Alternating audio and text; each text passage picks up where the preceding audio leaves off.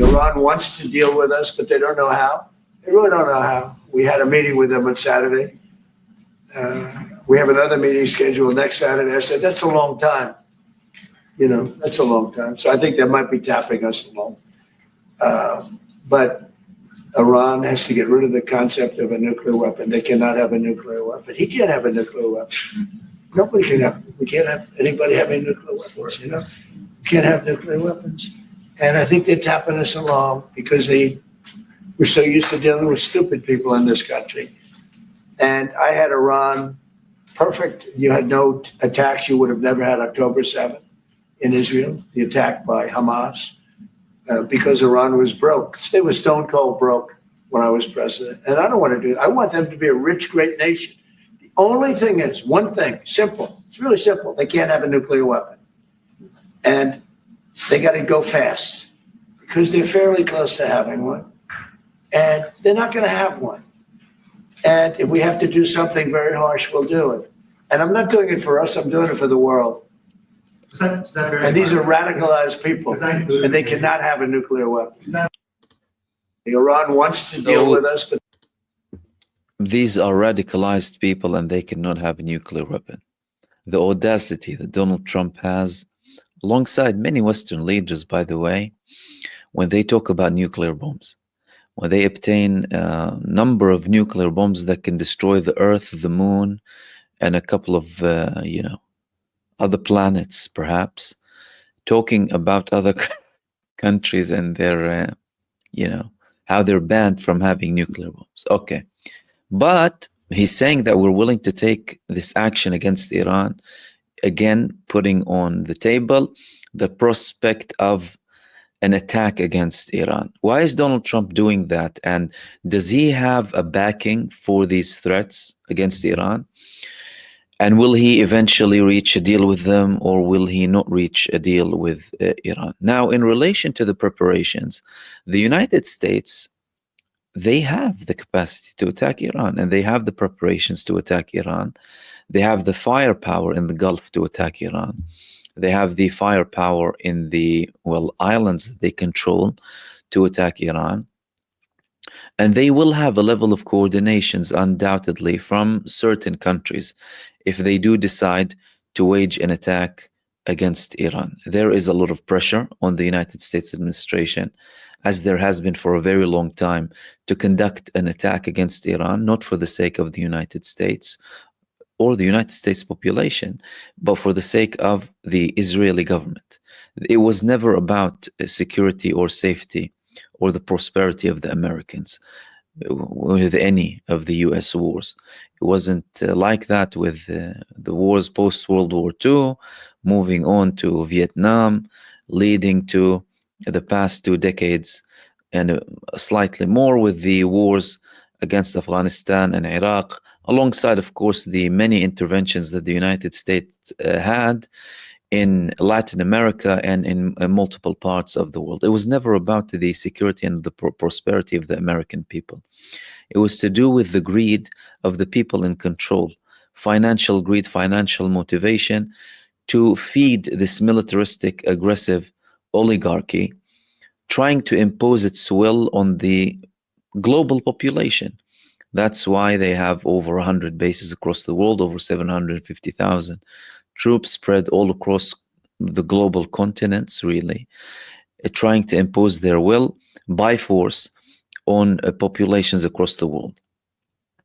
So they have that capacity, they have the pressure, and they're trying to provide the legitimacy to attack Iran. Like this statement by Donald Trump, it wouldn't be for America, it would be for the world. It will not be for America, and will not be for the world. It will be for the people who are benefiting from this war. People in America, they do not benefit from these wars. Americans are struggling. Those who will be benefiting from the war want this war. The military-industrial complex, the corporations that will be benefiting, those who will be financing the war. And in many cases, even the people who will be talking about the rebuilding, by the way. That's why there was a lot of talk about Gaza as if it's some sort of a property investment. Because, Trump has a background in property. Steve Witkoff has a background in property. And the way they do it, of course, alongside the gas off the shores of Gaza, oil and gas fields. So all of that combined.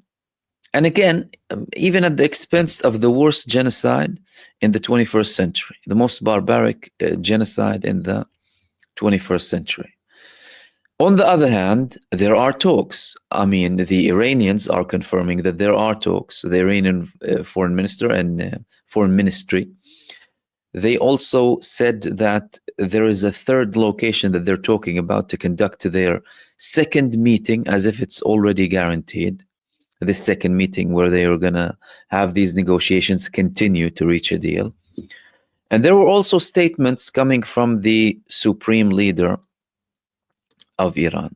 Supreme leader of Iran, who said that, again, you know, the world is bullying countries to not have nuclear weapons, but, well, they have the most offensive weapons. World bullies most offensive weapons, world bullies own most offensive weapons, but forbid defensive arms for others.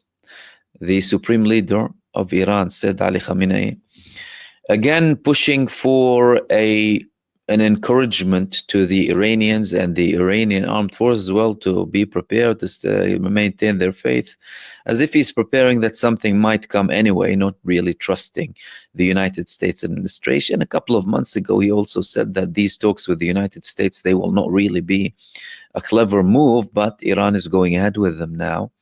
The United States is, again, having this unpredictability, especially by Donald Trump and his administration. But from an Iranian perspective, they are prepared. They have been prepared for a long time now. And they're also increasing their preparedness. We had a report over a week ago that Iran is now having more capabilities than when they had in their attack in October against Israel. Well, their retaliation against the Israeli terrorism sponsored by and supported by the United States against Iran and against all countries in the region, many countries. So they have that preparation. However, of course, they would prefer to reach a deal. They would prefer to reach a deal because they're not looking towards escalation in wars. It's the United States administration and its allies looking for wars globally. I mean, all you need to do is just read history without the propaganda that they're trying to push and have pushed previously to justify these wars under so many pretexts, the security of Americans, the prosperity, and the list goes on. But primarily they push fear in the hearts of the people so that they can seek refuge in the government. And then later on, not question any actions that are being conducted by their governments to protect them, to supposedly protect them from this foreign enemy that has never really posed any threat to the United States of America. That's in relation to Iran. Now, Israel is very heavily involved in what's happening. It's involved in a sense of, well, they have their own interests in what the United States does and what type of deal they reach with Iran. And Israel always tries to meddle and amend and push for things to go their way when the United States talks with Iran. Again, Israel was the side that was pushing, and the Israeli lobby in the United States, they were pushing the United States administration to get out of the deal when they had this deal with Iran, both opposition and the government at the time. Donald Trump himself ended up withdrawing unilaterally from this agreement, like the United States unilaterally withdrew from many agreements, ballistic missile agreements, some nuclear disarmament agreements that they had with Russia previously, unilaterally. Again, so it's showing you the side that's creating more hostility and not seeking any sort of solutions, at least peaceful or diplomatic solutions. Now, Israel is worried because they are not really understanding what Donald Trump is doing. So Trump has been using his unpredictability as a position of strength, or from position of strength, both with the countries that he's dealing with and with Israel as well. But Israel is worried about that. Israel is worried about that, and they are saying that outright. There was a security source speaking with Ynet saying that even Netanyahu himself doesn't know what Trump's red lines are regarding Iran. And they were quoting Donald Trump and his statements on Iran when he said it's going to be an amazing country or a great country if they have an agreement. And Israel, from its side, is saying a bad agreement will tie our hands and we will not be able to attack. They won't be able to attack Iran. That's their worry. And their complaint, the Israelis' complaint is, well, the agreement that the United States is having with Iran, it's talking about the nuclear program, but it's not talking about their strategic missiles. It's not talking about their ballistic long-range missiles. It's not talking about other developments that they have. And from an Israeli position, that's something worrying, because Iran can still have that deal with the United States and at the same time have the power to threaten Israel, have the equation changing force and very advanced weaponry, well, to protect itself primarily, but also to attack Israel, as we have seen twice in the past year. So they don't want to be in a position where the United States wants to have a deal with Iran, therefore tying Israel's hands, as they're saying, as the security source is saying. They want a deal with Iran that would include completely stripping Iran of its strong points, especially with relation to Israel, and trying to threaten Israel.